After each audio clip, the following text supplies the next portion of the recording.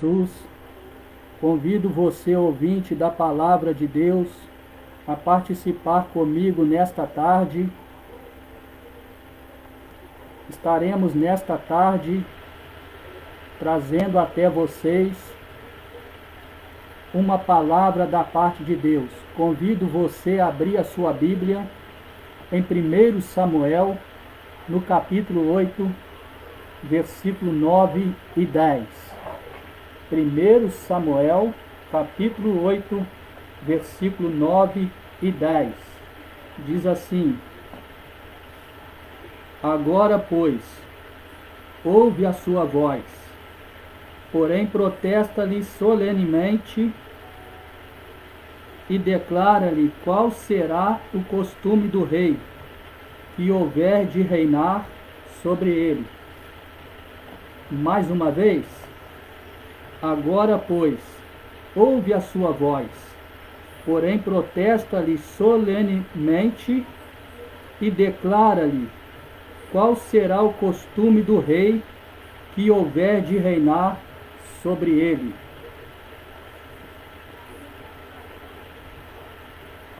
Glória a Deus, aleluia. Queridos e amados ouvintes da palavra do Senhor, você que nesta tarde nos acompanha, você que nesta tarde se encontra aí ao alcance da nossa voz, glória a Deus, aleluia. Eu acredito que nesta tarde Deus tem uma palavra, Deus falou fortemente ao meu coração, no meu interior, e eu acredito que nesta tarde o mesmo Deus que falou fortemente ao meu interior falará contigo nesta tarde. Queridos e amados irmãos, aleluia. Sabemos que dentro do livro de Gênesis, aleluia, a primeira geração começou a partir de Adão. Sabemos que Deus fez a Adão do pó da terra e usou a matéria-prima chamada terra. Glória a Deus, aleluia. Logo a palavra fazer no hebraico, ou fazer a partir de algo existente, significa asa. Asa do hebraico traduzido para o português tem o sentido de fazer a partir de algo existente. Então Deus fez o homem, ou formou o homem do pó da terra, aleluia, conforme a sua imagem e semelhança. Esta foi a primeira geração. A primeira geração de Adão, glória a Deus, aleluia. Nós encontramos a genealogia de Adão no livro de Gênesis, que tem a seguinte referência: Adão gerou Abel, Caim, Sete, gerou filhos e filhas e morreu. Sete gerou Enos, Enos gerou Quenã, Quenã gerou Malaléu, Malaléu gerou Jared, Jared gerou Enoque, Enoque gerou Matusalém, Matusalém gerou Lameque, Lameque gerou Noé, Noé o construtor da arca. Então a primeira geração de Adão durou até o dilúvio. Glória a Deus, aleluia. Aleluia. Vamos falar um pouquinho da primeira geração. Daqui a pouco falaremos um pouquinho da segunda geração, que começou a partir de Noé.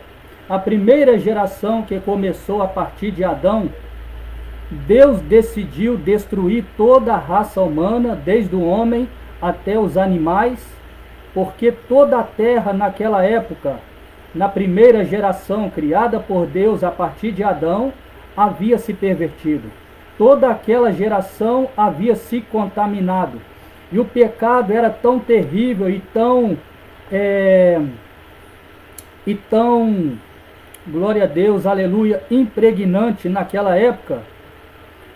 O pecado estava tão terrível na primeira geração, que o povo estava praticando o chamado sodomismo. O que vem a ser o sodomismo? Aleluia! Sodomismo se refere a sexo ilícito. Homem com homem, mulher com mulher, homem com animais, mulheres com animais. E essa prática do sodomismo era, aleluia, fazia parte naquele tempo. Essa era a prática pecaminosa na primeira geração. Então a terra havia se contaminado fortemente na primeira geração e Deus decidiu destruir a terra, aleluia, naquela primeira geração e fazer uma nova civilização, dar início a uma nova raça humana. Aleluia. E quando Deus decidiu destruir desde o homem até o animal, naquela época, glória a Deus, aleluia, Deus encontrou um homem chamado Noé, que se encontrava justo naquela geração. Aleluia. Deus encontrou Noé, aleluia, que era justo naquela geração. Glória a Deus, aleluia. Então Deus chamou a Noé, que era justo na sua época, naquela geração. Deus chamou a Noé quando Noé tinha seus 500 anos de idade e lhe deu algumas orientações, ou lhe deu algumas instruções. Glória a Deus, aleluia. E Deus ainda colocou sobre Noé algumas responsabilidades ou alguns desafios.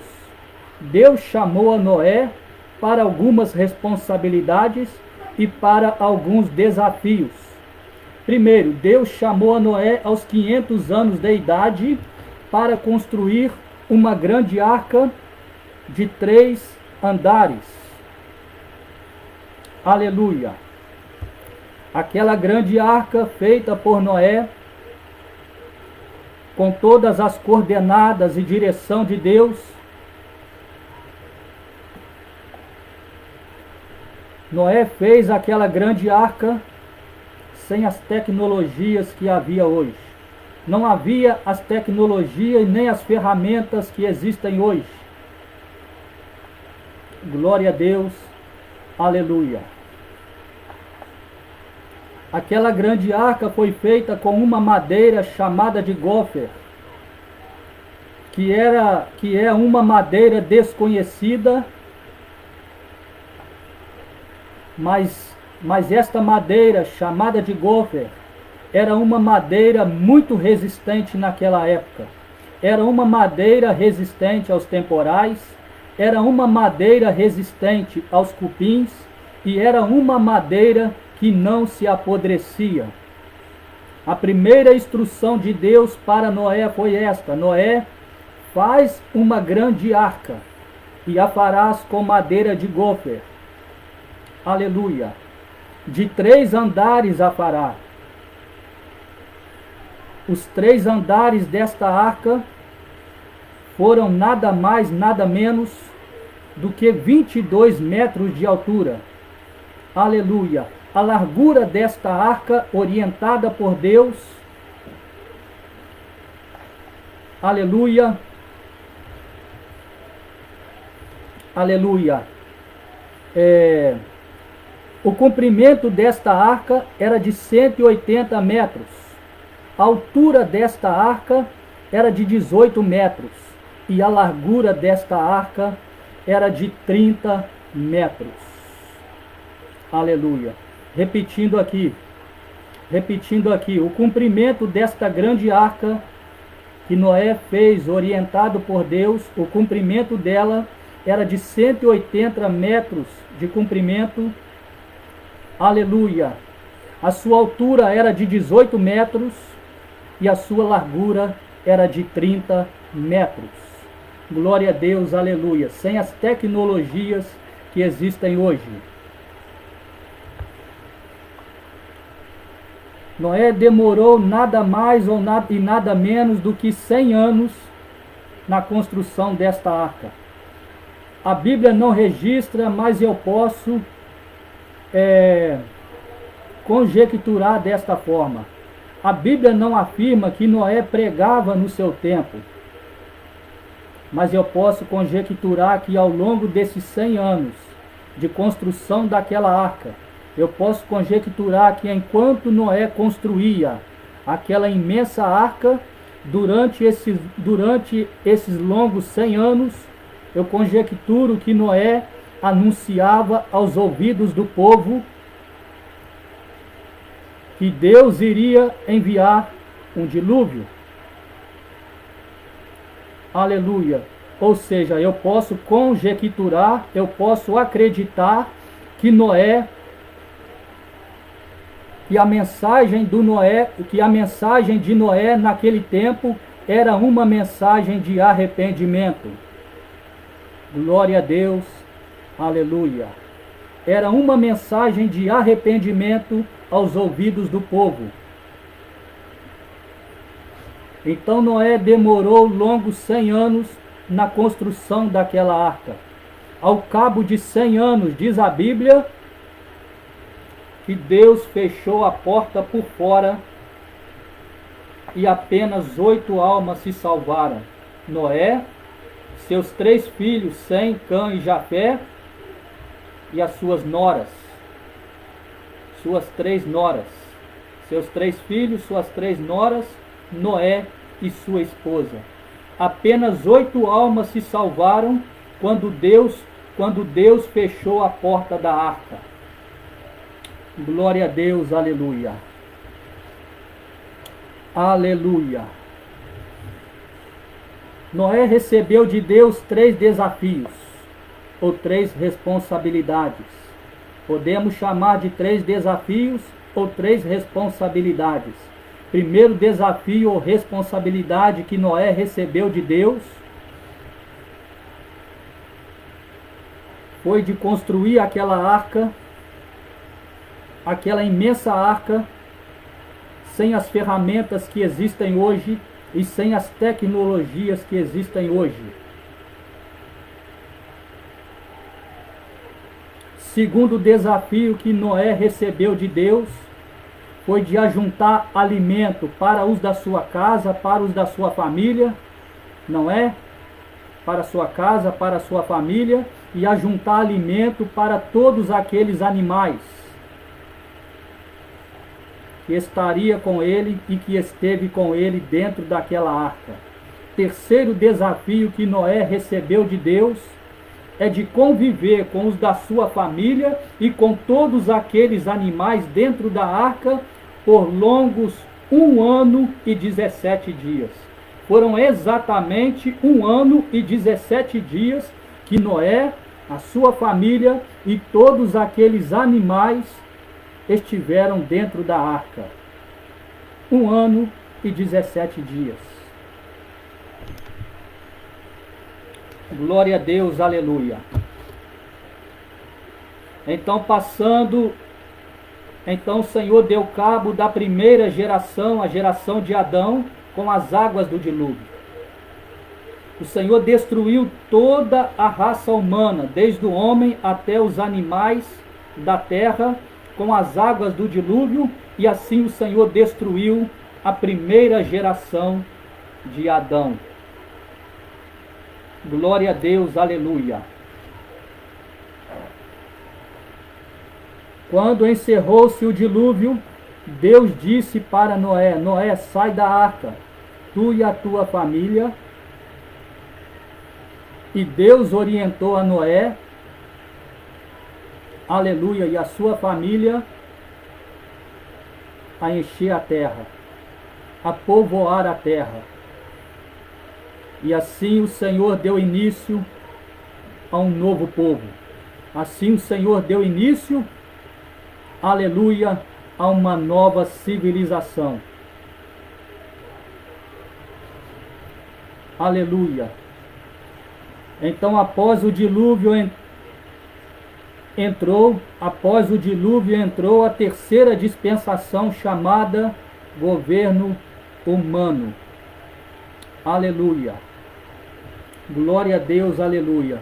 Já havia se passado com as águas do dilúvio, Deus já havia destruído a primeira geração, a geração de Adão, e já havia se passado duas dispensações, a dispensação da inocência e a dispensação da consciência.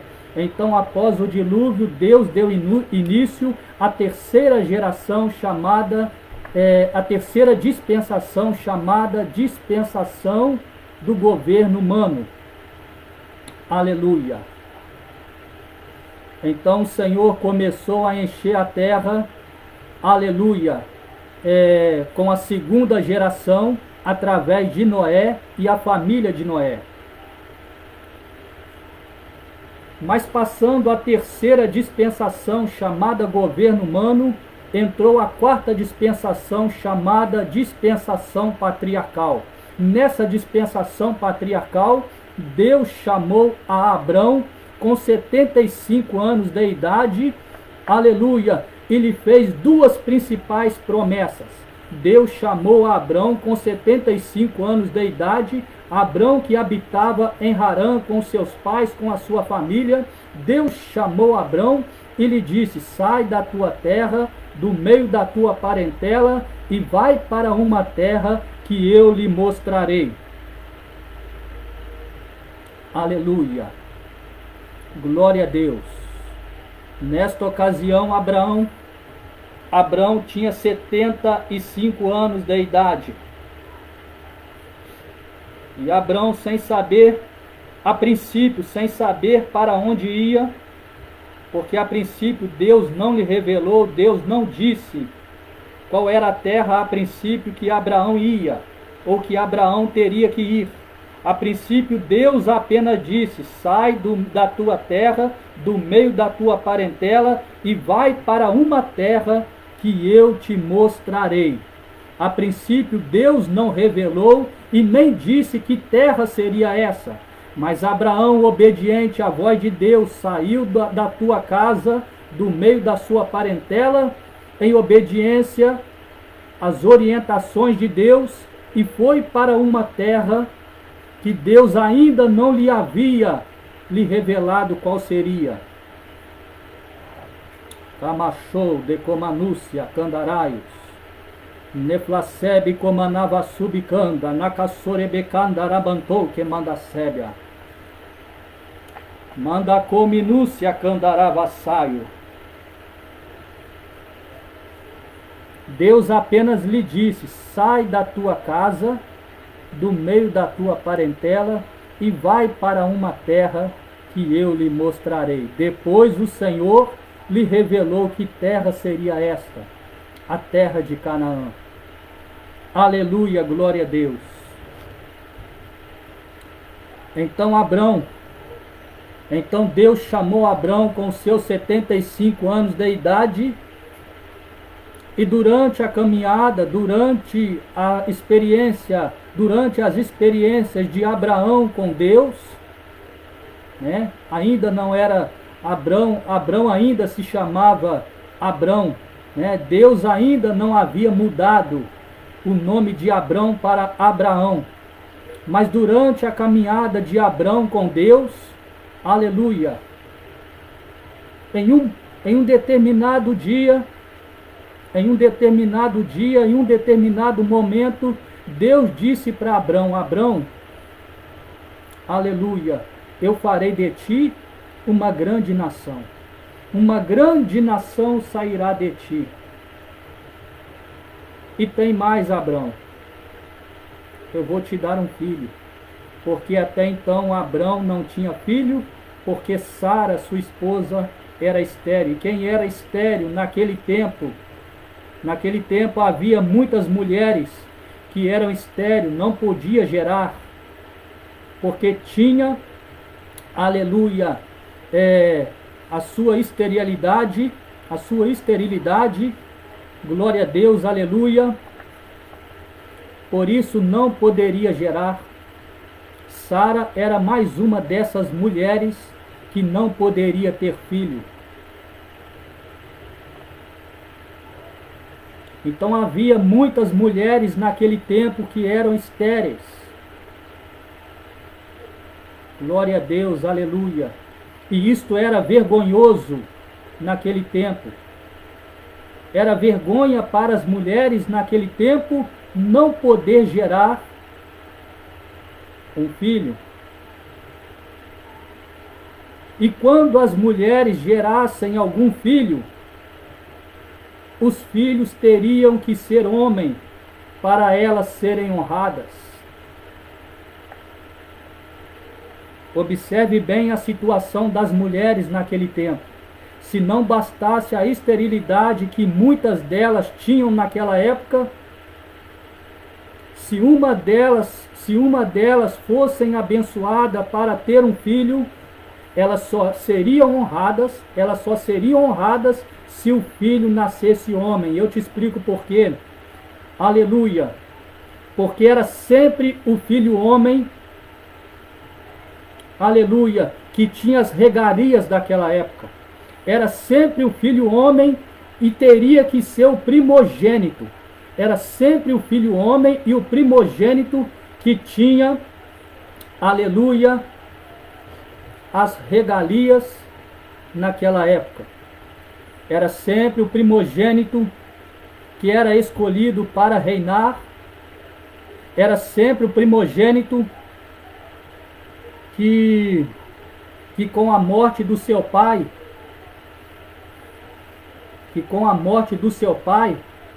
aleluia, herdava as coisas do seu pai, as heranças do seu pai.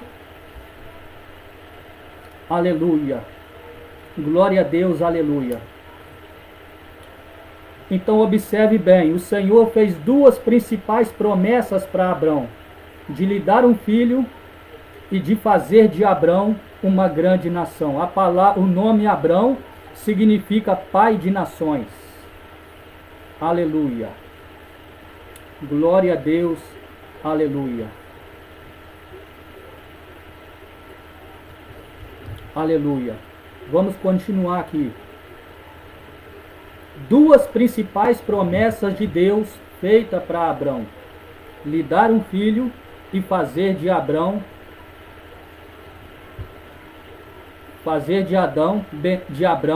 bendita nele todas as famílias da terra, ou todas as gerações da terra. Glória a Deus, aleluia. Porém Sara, olhando para as suas debilitações humanas,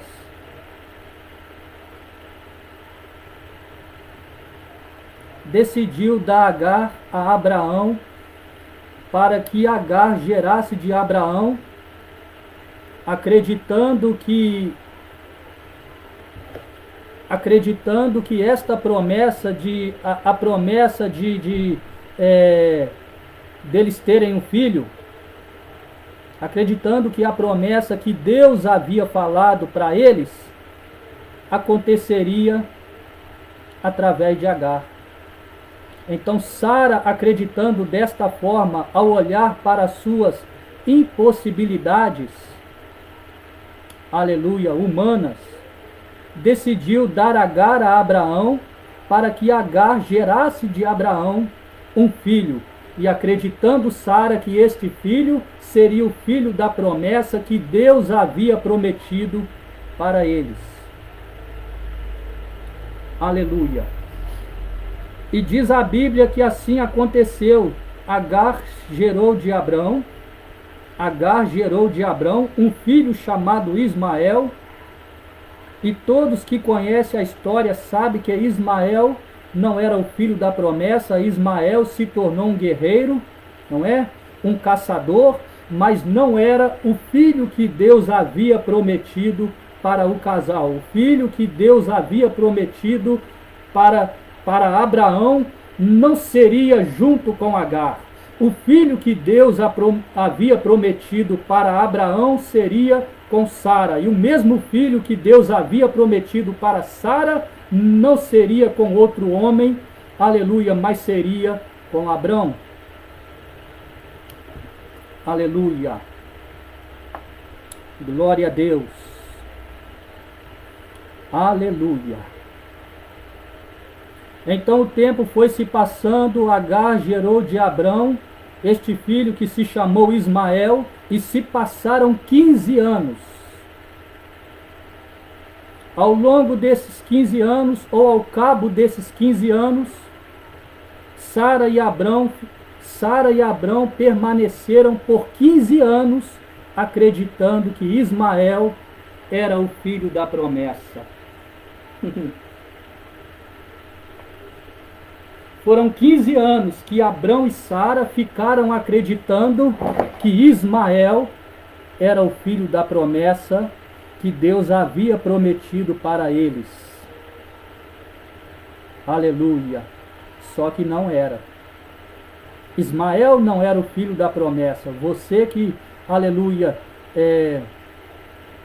aleluia, todos conhecem a história e sabe que Ismael não era o filho da promessa. Até que ao cabo de 15 anos, Deus vem a Abrão por intermédio do anjo, né? De uma forma teofânica. Deus se manifesta a Abrão e lhe diz, aleluia, ao cabo desses dias, né? Aleluia, a cabo de tal e tal dia, aleluia, a promessa vai se cumprir. Vocês terão filhos. Sara dará à luz um filho, e este será o filho da promessa. A promessa irá se cumprir. Aleluia. Porque até então Abrão e Sara estavam enganados, ou permaneceram enganados 15 anos. Ismael já tinha 15 anos, e Sara e Abrão permaneceram 15 anos acreditando que era o filho da promessa. E quando Abrão completou seus 100 anos, aleluia, cumpriu-se a promessa. Abrão com 100 anos, Sara com 90 anos, e a promessa se cumpriu. Aleluia. Sara concebeu a Isaque, que significa riso ou alegria, e a promessa de Deus se cumpriu na vida de Abrão e de Sara. Isaque nasceu o filho da promessa. Aleluia, glória a Deus. Mas passando esta quarta dispensação chamada patriarcal, aleluia, glória a Deus, passando esta quarta dispensação e passando Abraão, Isaque, Jacó, José, Moisés, Josué, então entrou-se a época dos juízes. Foram 16 juízes sobre Israel: Otoniel, Eude, Sangar, Débora, Baraque, Gideão, Abimeleque, Tola, Jair, Jefité, Ibizã, Elon, Abidom, Sansão, Eli e Samuel. 16 juízes sobre Israel. Durante a época desses 16 juízes, este tempo era chamado de teocracia. E por que é que este tempo era chamado de teocracia? Dava-se esse nome, ou tinha-se esse nome, porque naquela época Israel não tinha um rei sobre eles. Haja vista que as outras nações tinham reis sobre elas, mas Israel não tinha um rei sobre eles, e por isso dava este nome de teocracia. A teocracia durou exatos 1400 anos, que começou a partir de Abrão e terminou em Samuel. Durante este período de teocracia, e também dá-se esse nome de teocracia, porque Deus aleluia, era quem reinava sobre Israel. Embora Israel não tinha um rei sobre eles, dava-se esse nome de teocracia porque o próprio Deus é quem governava, era quem governava a nação de Israel. Aleluia. Glória a Deus. Então durou-se a teocracia durante 1400 anos. Aleluia. Glória a Deus. Glória a Deus. Aleluia. Durante este tempo de teocracia, já que Israel não tinha um rei sobre eles, Deus agia da seguinte forma. Deus levantava os seus juízes, Deus levantava juízes sobre Israel, e Deus levantou 16 juízes sobre Israel, e através desses 16 juízes, Deus dava livramento a Israel contra nações adversárias. Através desses 16 juízes, Deus dava livramento a Israel contra nações adversárias, haja vista que Israel tinha contra eles várias nações que eram inimigas declaradas de Israel. Várias nações eram inimigas declaradas de Israel, e Deus levantava esses 16 juízes para dar livramento ao seu povo. Aleluia. E através desses 16 juízes, aleluia, Deus salvava a vida do seu povo contra os adversários. Porém, durante a época desses 16 juízes, Deus permitia que muitas das vezes Israel entrasse em cativeiro. Deus permitiu que muitas das vezes Israel entrasse em cativeiro. Aleluia.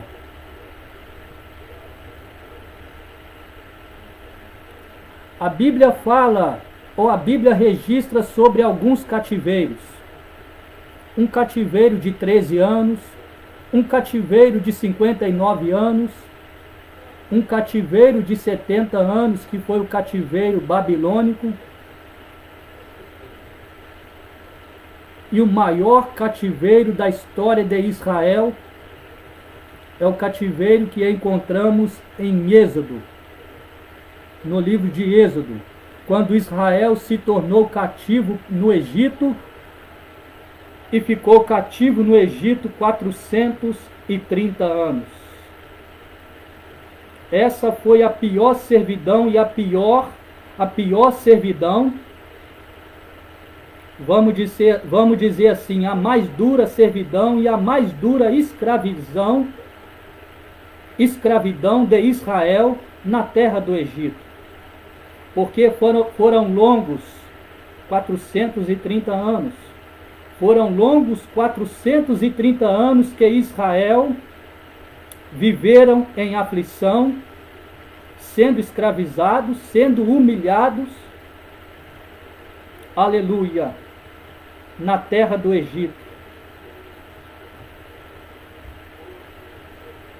O mais longo cativeiro da história de Israel foi esse cativeiro na terra do Egito, que durou 430 anos. Pois bem, meus irmãos, aleluia, vamos adiantar aqui.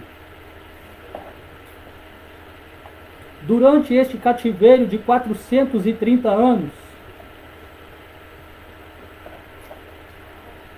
aleluia, o clamor do povo chegou até a Deus, porque o povo já não aguentava mais tanta opressão. O povo já não aguentava mais ser escravizado daquela forma. Até que o povo começou a clamar a Deus, e o clamor do povo chegou até a Deus, e Deus decidiu levantar alguém. Estou voltando lá atrás. Estou voltando lá atrás, na época de Moisés. Na época da escravidão de Israel durante 430 anos na terra do Egito. o clamor do povo chegou até a Deus e Deus decidiu levantar a Moisés, aleluia, e preparar Moisés para libertar a Israel do Egito. Glória a Deus, aleluia. Moisés nasceu em meio a uma chacina. Moisés nasceu em uma mortandade no Egito, porque o objetivo de Faraó, aleluia, Faraó havia determinado naquela época a matar todos os meninos que nascessem. Todos os meninos machos que nascesse, a ordem de Faraó era para matar. Mas como Deus tinha um projeto como libertador de Israel na vida de Moisés, Deus poupou a vida de Moisés em meio a uma mortandade. Deus poupou a vida de Moisés em meio a uma chacina no Egito, porque, aleluia, por causa da nação de Israel, que lá na frente desobedeceu, que lá na frente murmurou, e que lá na frente desagradou a Deus terrivelmente.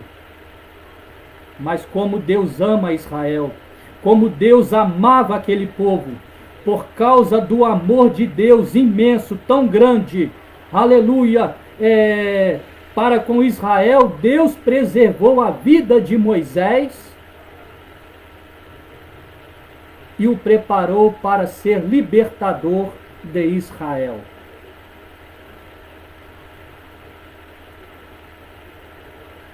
O Nabachore bacanto na Assé. Manda ganchou menefassuri camanto nagasore becandarassai. Lebrandou que faça candareva suri camanto como a súria. Nebacebe como a nassa. Diz a Bíblia que Joquebede, mãe de Moisés, juntamente com seu esposo Anrão, não Arão. Arão foi irmão de Moisés, mas o seu pai Anrão. Joquebede e o seu esposo Anrão, que tiveram 3 filhos, Arão, Miriam e Moisés. Naquela ocasião havia nascido Moisés em meio àquela chacina e àquela mortandade no Egito. Todos os meninos que nasceram homem foram mortos por Faraó.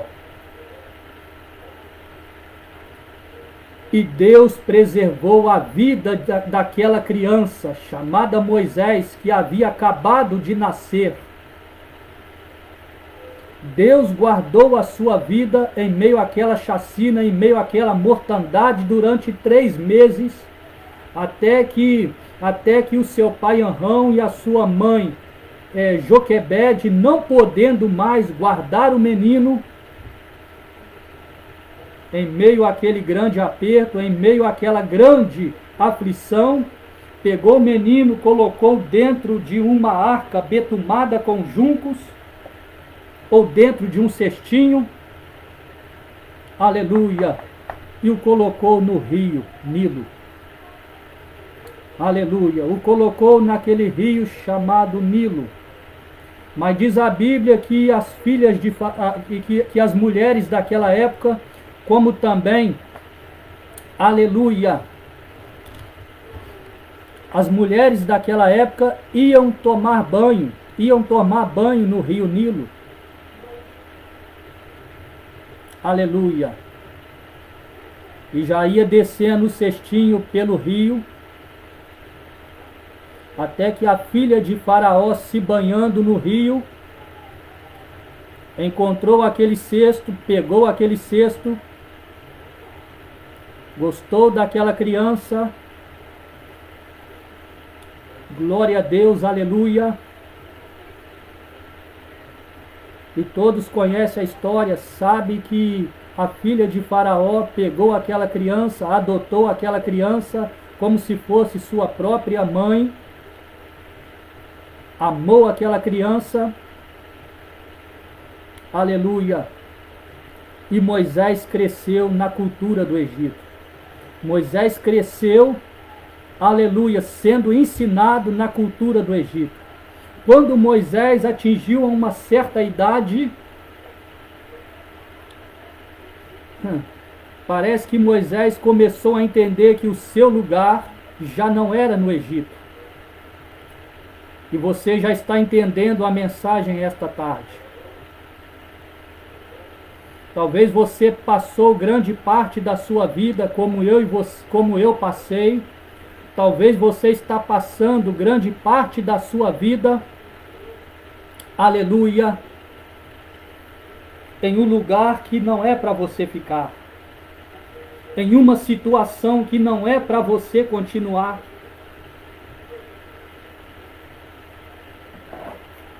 Manto como anúncia, labracebe como anavassaio, teri avanchou de como a subianda calavácia.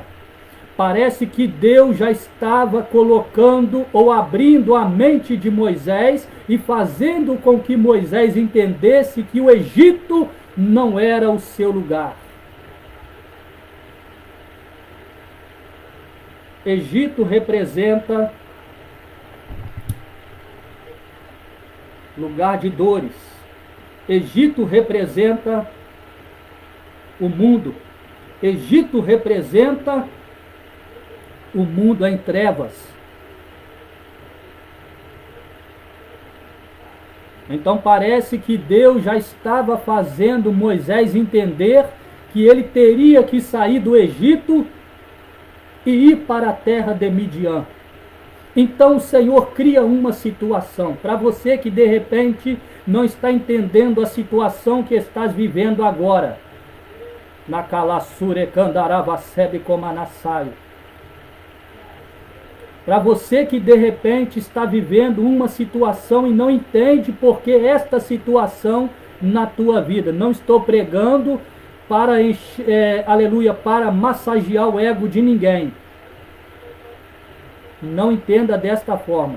Mas talvez tu esteja vivendo uma situação, aleluia, que agora você não está entendendo. Mas saiba que Deus, Ele cria situações para o nosso próprio bem. Deus cria situações, aleluia, para o nosso próprio bem e para que os projetos dele, os planos dele na nossa vida, lá na frente venha se concretizar. Na Candobiassé. E mandou comando Biassai. Leplou que faz tekel anubi candaravassai. Deus cria situações para o nosso próprio bem e para que lá na frente os seus projetos, os seus planos venham se cumprir na nossa história, venham se cumprir na nossa vida. Deus cria situações. E sabe qual é a situação que Deus criou para arrancar Moisés do Egito? Quando eu digo arrancar, Deus não arrancou, aleluia, contra a vontade de Moisés, não. Deus fez com que Moisés entendesse, aleluia, que era hora, aleluia, que era hora de abandonar o Egito e ir para outro lugar, e ir para outra terra, conhecer novos horizontes. Na Candaracebe como anúncia Candarábia, debalassore bacanto revacebe como anassúria, miniquiando como anastekel antobevavassá, terevantou que nagassore bacando revassuri Candarábia. Deus colocou na mente de Moisés e Deus orientou a Moisés a deixar o Egito e ir para outro lugar. E para isso Deus precisou criar uma situação. Qual foi a situação que Deus permitiu e que Deus criou? Qual foi a situação que Deus permitiu e que Deus criou? Um dia Moisés viu um egípcio atacando um hebreu. E Moisés se dispôs a defender aquele hebreu. Moisés se dispôs a defender o hebreu e matou aquele egípcio. Quando Moisés matou aquele egípcio, Moisés o enterrou na areia.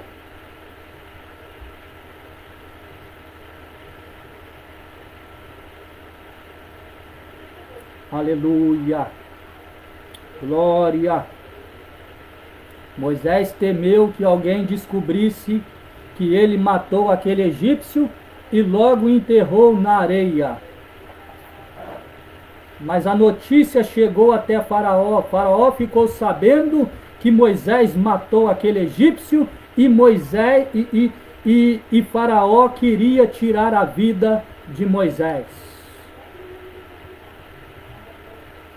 Então, quando Moisés soube que Faraó ficou sabendo que ele havia matado o egípcio, Moisés entendeu que era hora de deixar o Egito e ir para outra terra, e ir para outra cidade. E Deus orientou a Moisés a ir para a cidade, para a terra de Midian, para o deserto de Midian. Chegando no deserto de Midian, Moisés conheceu as filhas de Jetro, conheceu Jetro, casou-se com uma das filhas de Jetro, por nome de Zípora. Teve 2 filhos, não é? Glória a Deus, aleluia. E todos conhecem a história. Chega um dia que Moisés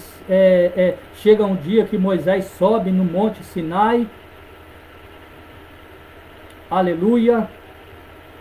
E lá em cima, no Monte Sinai, Deus fala com Moisés. Deus fala com Moisés lá em cima do Monte Sinai. Aleluia. Do Monte Horebe, né? Só para, aleluia, não é? Moisés sobe lá em cima no Monte Horebe e Deus, por meio de uma sarça, fala com Moisés. Moisés, tira a sandália dos teus pés, porque o lugar que pisa é santo. Aleluia. E Deus lá em cima do Monte Horebe, no meio daquela, a sua voz no meio daquela sarça que não se consumia, Deus começa a dar orientações a Moisés. Deus envia Moisés até Faraó. Glória a Deus, aleluia.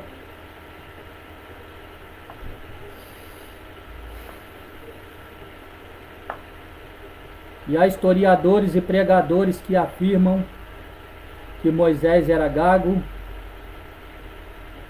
E o próprio Moisés afirma que ele era pesado de lábios, pesado de palavras. E esta expressão, pesado de palavras, leva-nos a entender que Moisés era gago. Então Moisés se vê naquele momento impossibilitado, olhando para as suas falhas humanas, para as suas limitações humanas. Moisés diz para Deus: eu, Senhor. Moisés diz para Deus: eu, Senhor, como irei até Faraó? Eu sou um homem de lábios pesados. Aleluia.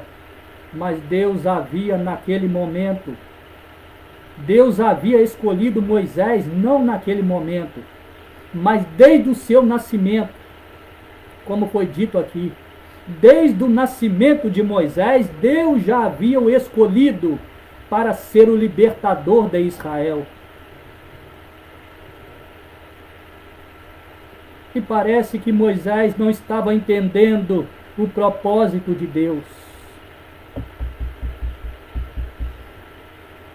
Moisés havia sido guardado quando criança, havia sido guardado quando adulto, havia sido guardado até aquele momento por Deus, e não estava entendendo que Deus tinha uma obra, uma responsabilidade na vida dele. Aleluia. Glória a Deus, aleluia. Mas adiantando aqui a mensagem, glória a Deus, aleluia. Aleluia. Vamos voltar um pouquinho. Vamos voltar um pouquinho lá atrás. Vamos voltar um pouquinho lá atrás, na época dos juízes. Porque eu quero destacar aqui 2 juízes. Quero destacar aqui o 6º juiz de Israel, chamado Gideão, e o 10º juiz de Israel, chamado Jefité. Primeiro, o 6º juiz de Israel, chamado Gideão. Glória a Deus, aleluia. Já que havia se passado 16 juízes sobre Israel, e na época do 6º juiz de Israel, Gideão, Israel estava vivendo em uma calamidade muito grande, em uma perseguição muito grande, porque os midianitas fizeram aliança com os amalequitas, e tudo que Israel plantava, os midianitas e os amalequitas destruíram.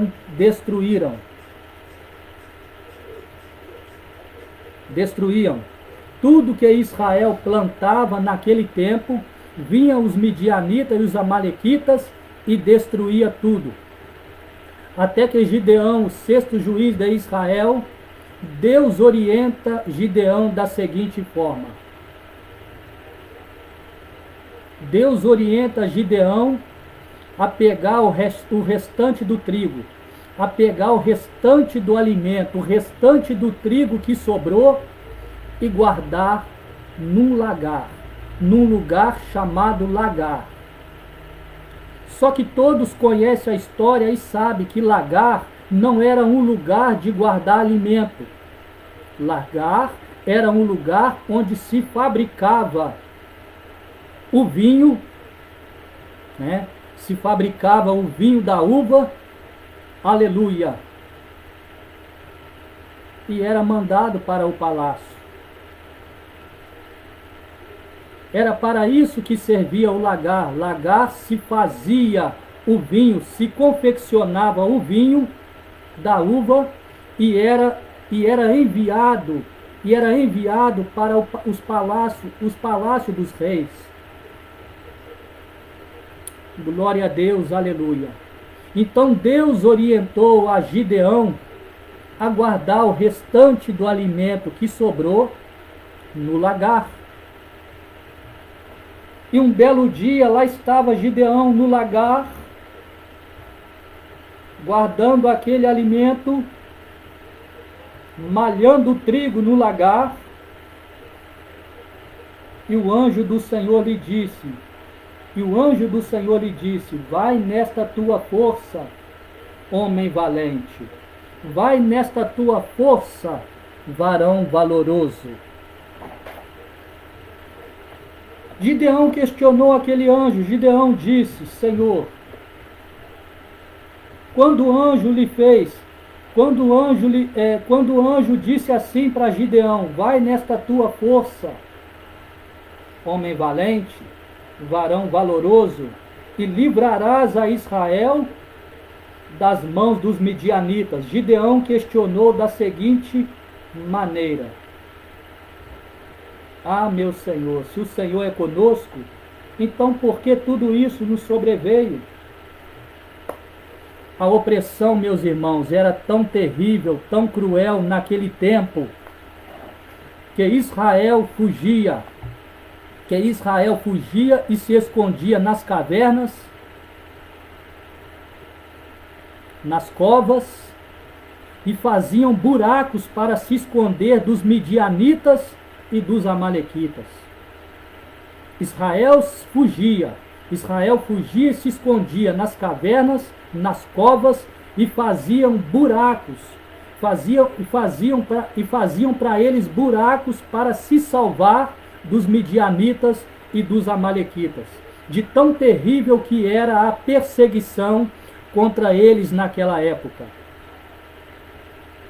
Então Gideão questionou da seguinte forma: se o Senhor é conosco, por que tudo isso nos sobreveio? Até que Gideão, aleluia,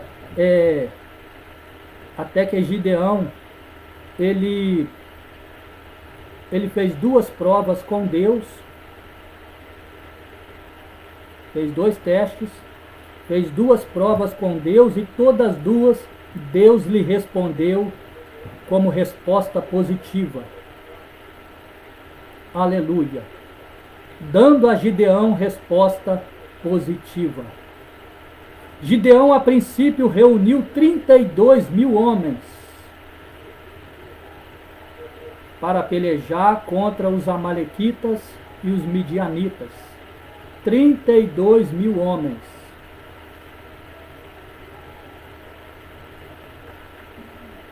Como que se Deus precisasse de uma grande multidão para fazer o que Ele quer. Como que se Deus precisasse de uma grande multidão para dar vitória a quem Ele quer, para dar livramento a quem Ele quer. Não, Deus não precisa de uma grande multidão. E prova disso, Deus disse para Gideão: Gideão, tem muito contigo. 32.000 homens, Gideão. Tem muito contigo, porque se eu der vitória, se eu der livramento a vocês por meio desses 32.000 homens, Halamachere, que manda Súria, Camanda Arábia, remantou com Dubiaçai, eles vão tomar a minha glória e vão dizer que foi os nossos braços, e vão dizer que foi todo esse povo, e vão dizer que por ter 32.000 homens, eles conquistaram a vitória.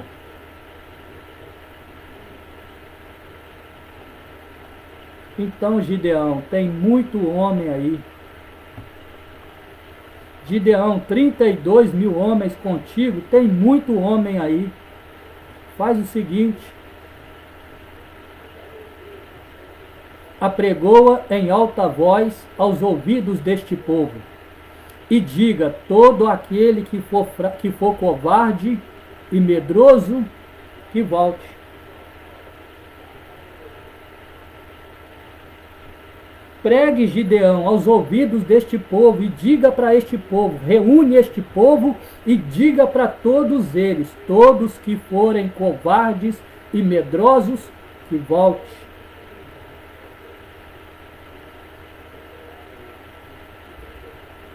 Vamos trazer essa passagem para os nossos dias. Quantos e quantos que já estão voltando? Quantos e quantos que nesses dias atuais, a situação nem começou a apertar ainda, não é ainda nem o princípio das dores, porque o princípio das dores será na grande tribulação. Não é ainda nem o princípio das dores, e muitos hoje já estão retrocedendo. Ainda nem começou o princípio das dores e muitos hoje já estão entregando os pontos.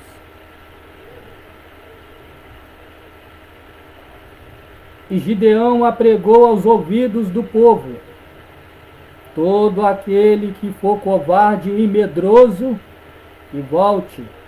Certamente Gideão disse aos ouvidos do povo da seguinte forma: Deus me mandou dizer a todos vocês, todos aqueles que forem covardes e medrosos, que volte. Aleluia.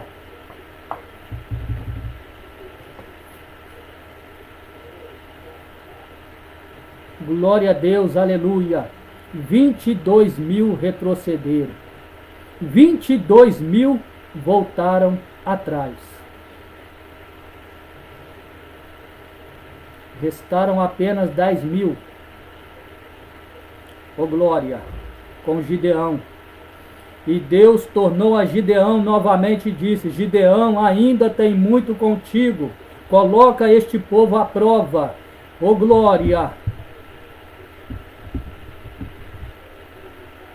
Coloca este povo à prova, Gideão. Ainda tem muito contigo. Eu vou fazer o que, Senhor? Faça este povo, leva este povo. Faça o seguinte, leva este povo até o ribeiro.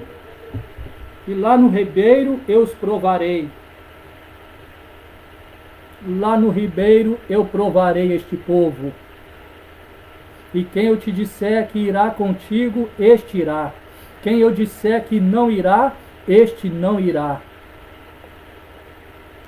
E apenas 300 ficou com Gideão. Voltaram mais 9.700. A primeira remessa voltou 22.000. Nesta segunda remessa voltaram 9.700, ficando apenas 300 com Gideão. E com apenas 300 homens, aleluia, a batalha foi ganha. Com apenas 300 homens, Deus deu livramento a Israel contra os midianitas e amalequitas. Aleluia. Glória a Deus, aleluia. Agora quero destacar aqui o 10º juiz de Israel, chamado Jefité. Quem era Jefité? Jefité foi filho de um homem chamado Gileade, mas era filho de uma mulher que era prostituta. Jefité era filho de um homem, foi filho de um homem chamado Gileade, e a sua mãe era uma prostituta naquela época. Glória a Deus, aleluia. E os seus irmãos não aceitavam como irmão. Os seus irmãos não o aceitavam como seu irmão. Então os irmãos de Jefité e os moradores daquela cidade expulsaram Jefité da sua casa e da sua cidade. Então Jefité foi morar em uma cidade chamada Tobi. Mas Jefité era um homem de Deus. Gileade, o seu pai, era um homem de Deus. E Jefité era um homem de Deus. Jefité era um homem de guerra. Era um homem valente. E Jefité, quando foi expulso da sua casa pelos seus irmãos e da sua cidade, foi habitar na cidade de Tobi. Mas quando Israel se viu, quando Israel começou a ficar em aperto, porque diz a Bíblia que os amonitas começaram a guerrear contra Israel. E quando Israel estavam em aperto, foram atrás de Jefité para o trazer de volta para a sua cidade. Sabe aqueles que só nos procuram quando o sapato aperta? Sabe aqueles que só nos procuram quando a situação está apertando? Foi o caso de Jefité. Só foram atrás de Jefité porque a situação deles haviam se apertado. Quando eles se viram em aperto contra a nação adversária, aleluia, contra os amonitas que começaram a guerrear contra eles, foram atrás de Jefité. São aqueles que só vão atrás da gente por algum interesse. São aqueles que só vão atrás da gente quando se vê em aperto, quando estão em aperto, aleluia, porque querem se beneficiar por causa de algum interesse. Por causa de algum interesse, querem se beneficiar através das nossas vidas. Assim foi o caso de Jefité. Então foram atrás de Jefité e disseram o seguinte: Jefité, volta conosco para a cidade. E Jefité disse: mas vocês não me expulsaram de lá? Jefité disse: vocês não me expulsaram de lá? E agora quer que eu volte com vocês? E a proposta de Jefité foi a seguinte: olha, eu só volto com vocês, aleluia, se agora, aleluia, eu for honrado. Eu só volto com vocês se agora eu for honrado por vocês. E a proposta de Jefité foi o seguinte, aleluia, a proposta de Jefité foi o seguinte: eu só volto com vocês se eu for colocado como cabeça de todos vocês. E assim aconteceu. Jefité voltou com eles para a sua cidade, e 20 cidades foi conquistada por Jefité. 20 cidades foi conquistada por Jefité e pelo povo liderado por Jefité. Amandassure candarava sebe comanus. Deplacebe comanúbia candarava soreba candarava saia. Ele que antocou sebe nerrasse candaraios. Deplaçube candarava sebe comanassa. Glória. Então veja bem, meus irmãos, ouvintes da palavra de Deus, você que ouve esta palavra nesta tarde, talvez para muitos você está como se tivesse esquecido.